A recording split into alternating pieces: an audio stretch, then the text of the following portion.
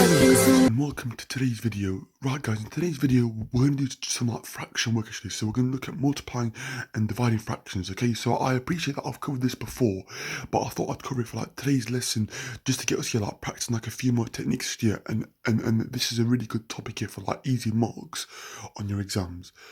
Right guys, if you're new, welcome. My name's Abdallah W, and I'm a private maths tutor and a qualified maths teacher for secondary and primary.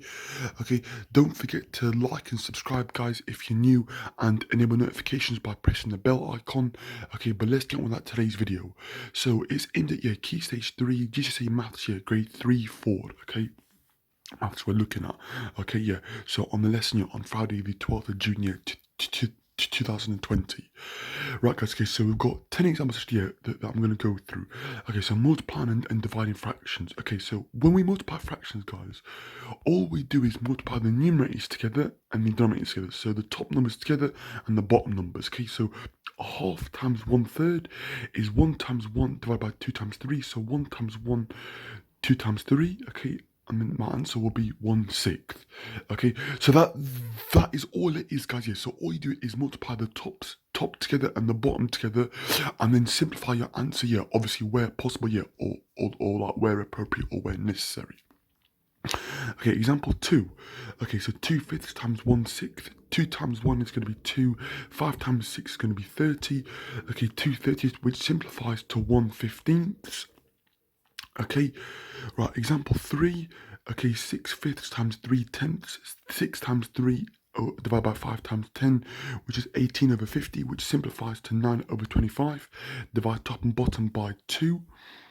Okay, example 4, 7/9 times 4/1, which is 7 times 4 divided by 9 times 1, which is 28/9, which, yeah, is an improper fraction, which is 3 1/9 as a mixed number. Example 5 actually, 0 divided by 4 times by 1/8, 0 times 1 divided by 4 times 8, it's going to be 0/32, which is answer is going to be 0. So yeah, so essentially multiply anything by 0, I'll just get 0 as my answer, okay? Right guys, looking at dividing now. So 1/3 divided by 1/2. Okay, so when I divide, guys, I flip the second fraction. So it's the reciprocal, so I flip that over and I change that to a times sign. So it's 1/3 times 2/1, which just gives me 2/3, okay? 3/5 divided by 1/4.